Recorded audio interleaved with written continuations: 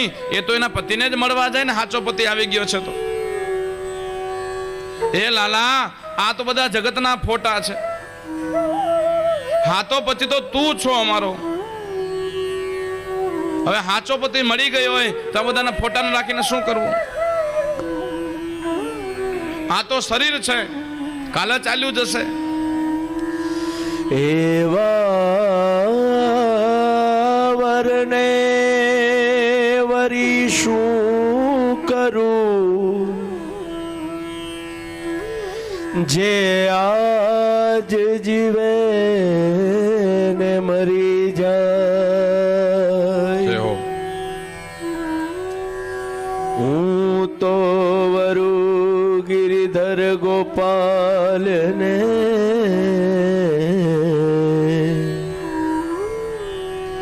ચૂડલો અમર થઈ જા, ચૂડલો અમર થઈ જા. આ તો કેવલ ફોટા છે લાલા.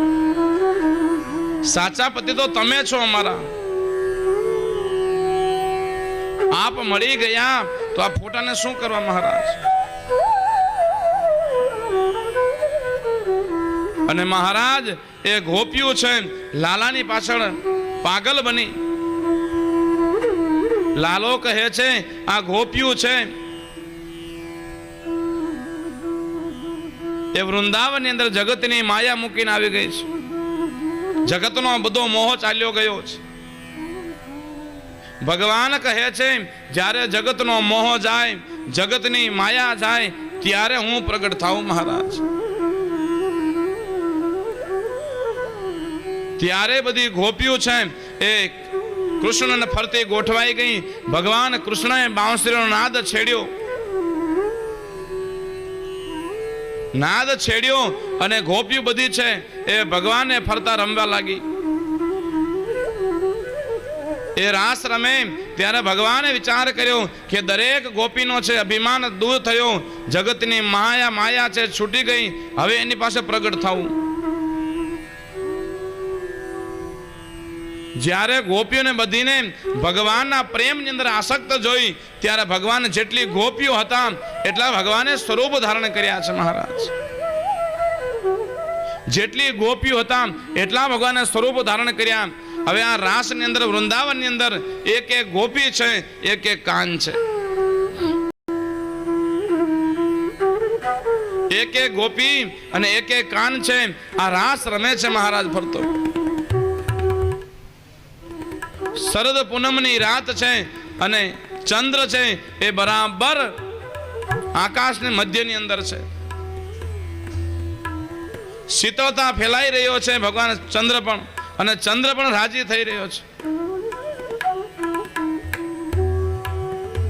કે ભગવાન છે આજે રાસ રમશે, વૃંદાવનની અંદર રાસ રમાશે મહારાજ. ત્યારે એ બધી ગોપીઓ છે એ રાસ રમે. એક એક કૃષ્ણ છે, એક એક ગોપી છે. ત્યારે દરેક ગોપીને એમ છે કે મારી પાસે જ કૃષ્ણ છે, બીજી એક ગોપી પાસે નથી. બધી ગોપીઓને ખબર નથી કે ભગવાને જેટલી ગોપીઓ છે એટલા સ્વરૂપ ધારણ કર્યા છે. દરેક ગોપીના મનની અંદર થયું કે ભગવાન મારી જ પાસે છે, બીજી ગોપીઓ પાસે નથી. એ ગોપીઓને એ અંદર અભિમાન આવ્યું છે કે ભગવાન મારા સિવાય કોઈને પ્રેમ કરતા નથી એટલે મારી પાસે છે. દરેક ગોપીના મનની અંદર આ ભાવ થયો છે. કૃષ્ણ વિચાર કરે કે હજી તો હું પ્રગટ થયો નથી, હજી પાસમાં ગયો નથી ને બધાને અભિમાન આવી ગયું પાછું. અભિમાન મહારાજ બહુ સૂક્ષ્મ વસ્તુ છે.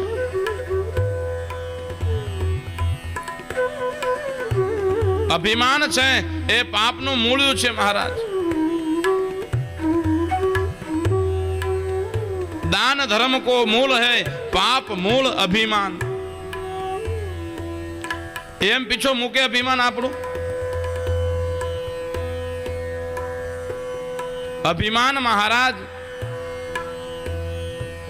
કેટલો સૂક્ષ્મ આપ જાણો છો.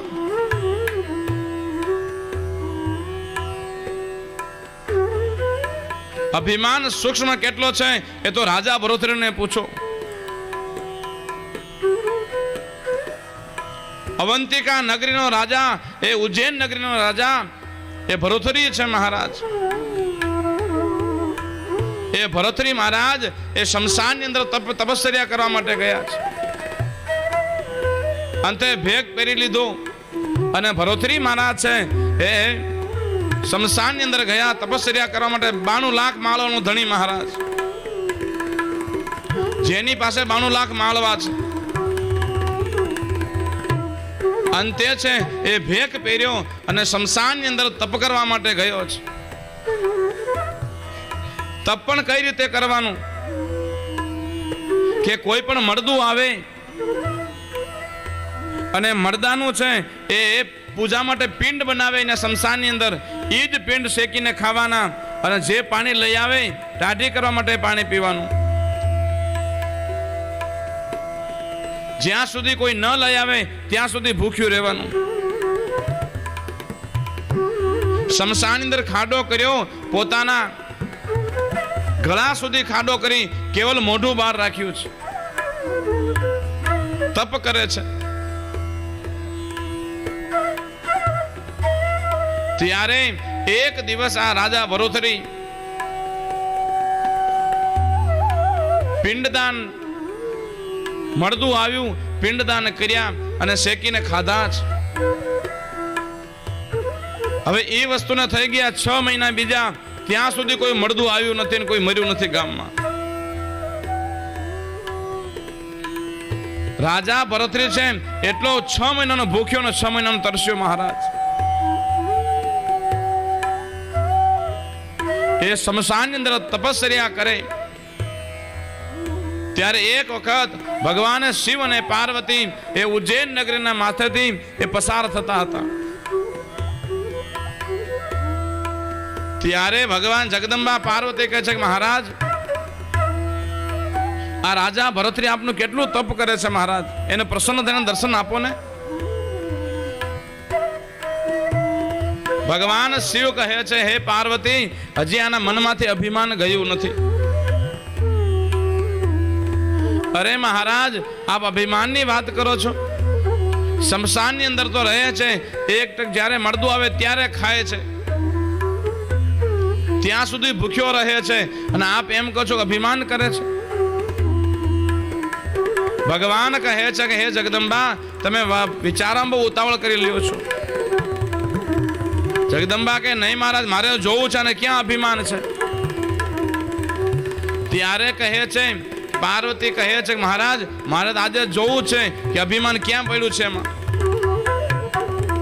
ત્યારે ભગવાન કહે છે કે હે સતી, આપણે પરીક્ષા ન લેવી જોઈએ કોઈ તપસ્વીની. ત્યારે કઈ નહીં મહારાજ, મારે જોવું છે.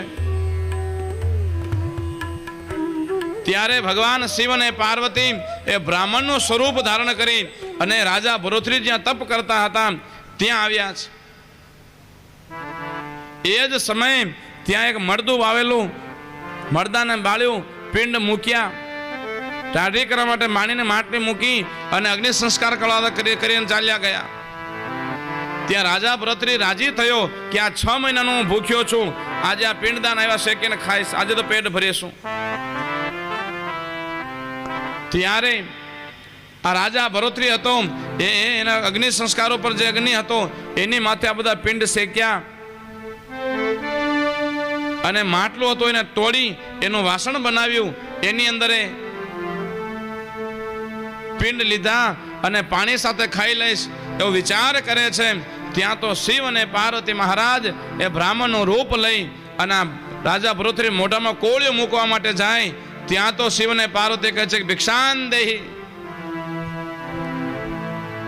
ત્યારે રાજા કહે છે કે હે મહારાજ, આપને શું જોઈએ? ત્યારે કહે મહારાજ, અમે પતિ પત્ની બે ભૂખ્યા છીએ, બ્રાહ્મણ છીએ. ત્યારે કહે છે મહારાજ, રાજા ભરોથરી મનમાં વિચાર કરે કે ચાલો, હું તો હજી બીજા 6 મહિના ભૂખ્યો રહી જઈશ. પેલા બ્રાહ્મણે અને બ્રાહ્મણીને આપી દઉં, એનું પેટ ભરાઈ જશે, એનો આત્મા રાજી થશે. ત્યારે આ રાજા ભરોથરી હતા એ રોટલી એ